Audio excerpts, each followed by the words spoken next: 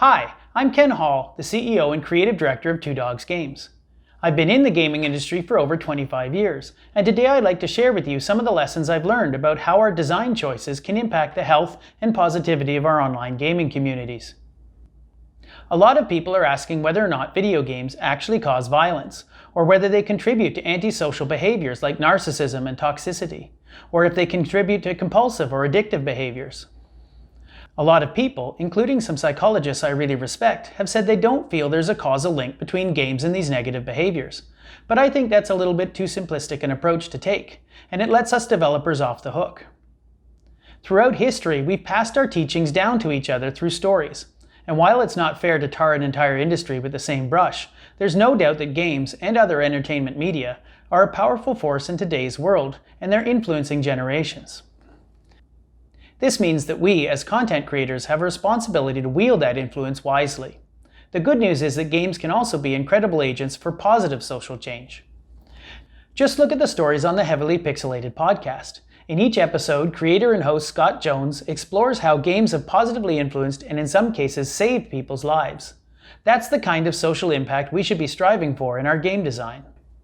Let's look at some ways we can consciously design game mechanics that create healthier online gaming experiences, as well as some of the pitfalls we need to avoid.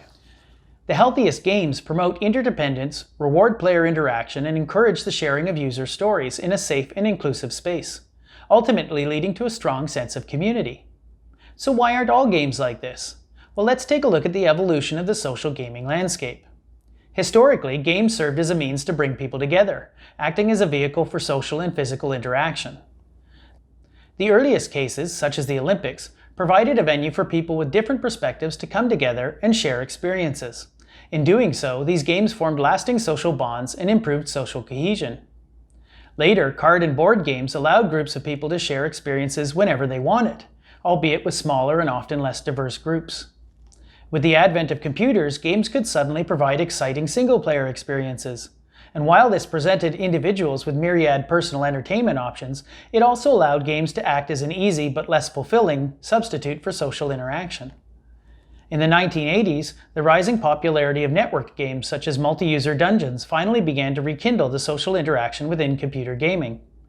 Then, with the rise of low-cost, high-speed internet in the 2000s, large online virtual worlds began to develop, where thousands of players could interact socially with minimal difficulty and risk. They could enjoy group activities on a scale and convenience that would not have been possible previously, or even in the real world for that matter.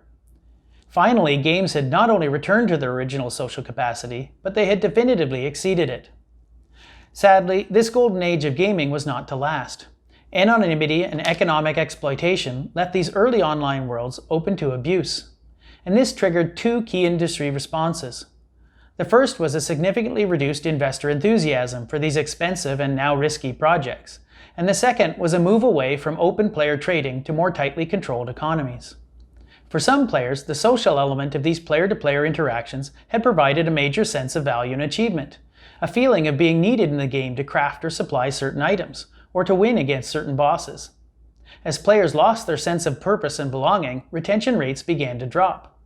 Without understanding the true nature of the problem, many developers, often driven by pressure from investors and publishers, turned to solutions that allowed them to monetize in ever shorter windows.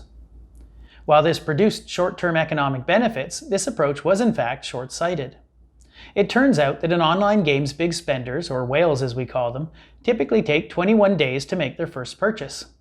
These whales see their spending as an investment, and they want to make sure the game they're investing in is worthwhile. So trying to aggressively force whales into quick conversion only drove them away, leading to lost revenue.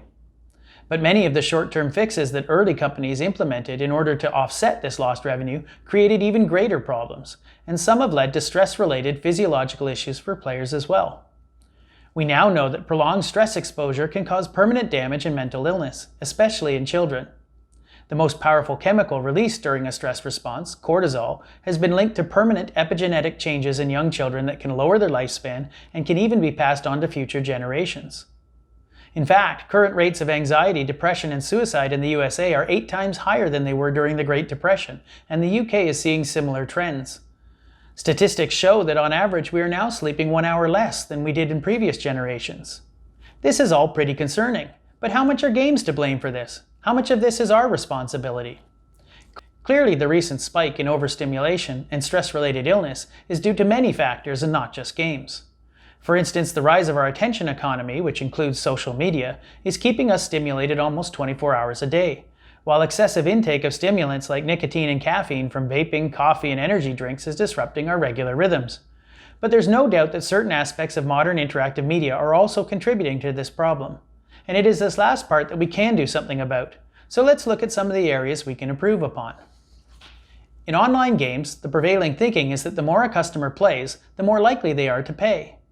One solution that companies have turned to in order to keep people playing is threat generation.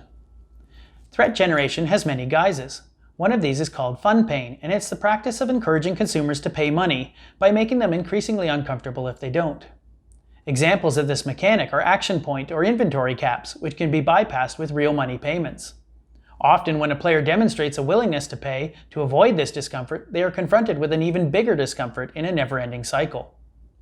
Another form of threat generation is when the threat source is projected onto players.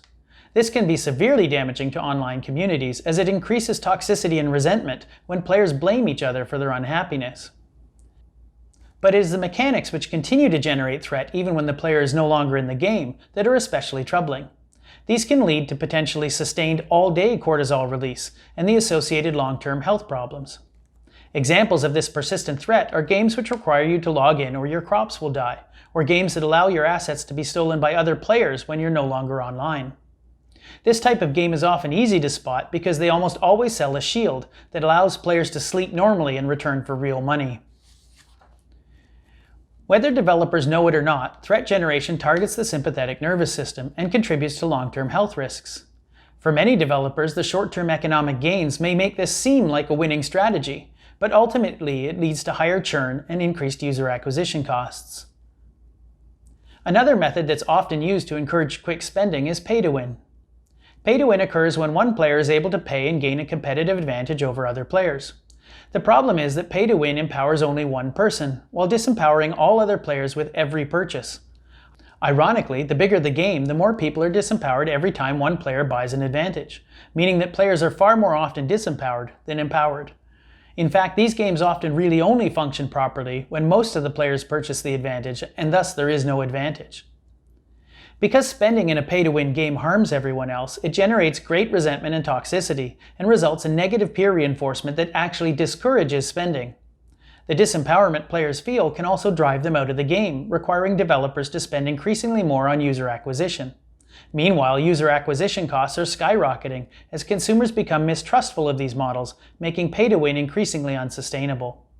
But games can be better, right? For the majority of human history, we've acted cooperatively to improve our chance of success and then shared the fruits of those labors with our community. This improved our social bonding, happiness, and mental health.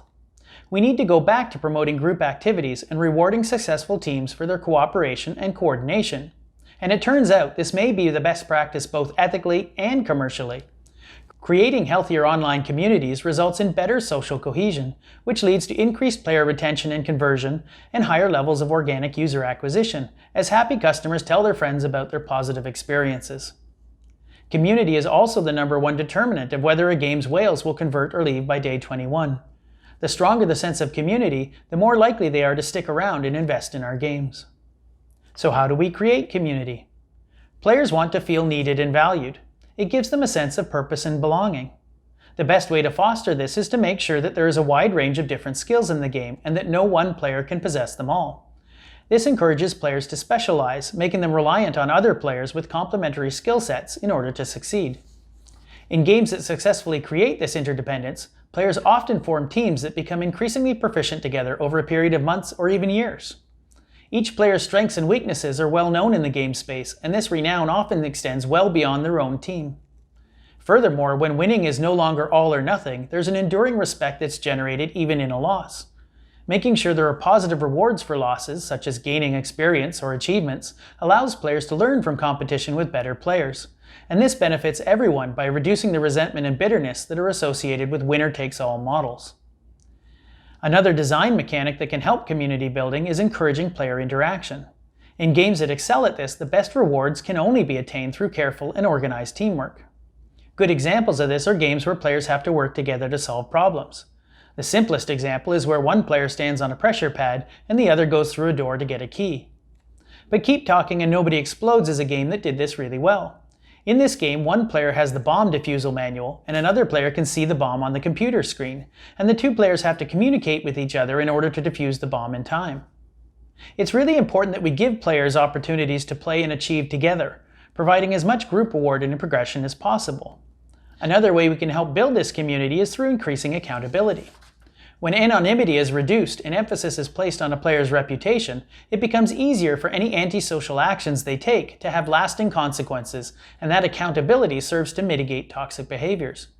It's important to note we don't actually need to reduce a player's personal anonymity here. That can be an important tool that allows players to explore alternate online personas in a safe and inclusive manner.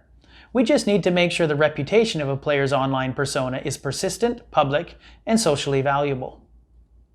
Another great way to build community is by encouraging user-generated content. But user-generated content goes way beyond simple virtual items. A character profile, a teammate telling you about their day, their dog, or their hobby, this is all user-generated content. Navigating this keeps the game experience fresh, since players can't predict exactly what they're going to see or hear or learn when they next log in. Allowing players to share with other players through direct communication also increases the sense of belonging and encourages the formation of meaningful social connections. Finally, although it may seem obvious, we need to reward the actions we want players to take in ways that benefit the group. For instance, making purchases help the group and not just the purchaser, rewarding mentorship and cooperation, or simply incentivizing participation in group activities by boosting the power of the group with every participant. Ultimately, fostering a strong community is what makes our players healthier and happier, and our games more profitable. We're trying to do some of these things in our own game, Destiny's Sword.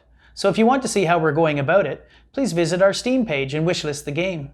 At the end of August, we're hoping to release a public alpha build where you'll be able to see some of these mechanics in action and get a feel for how they're working.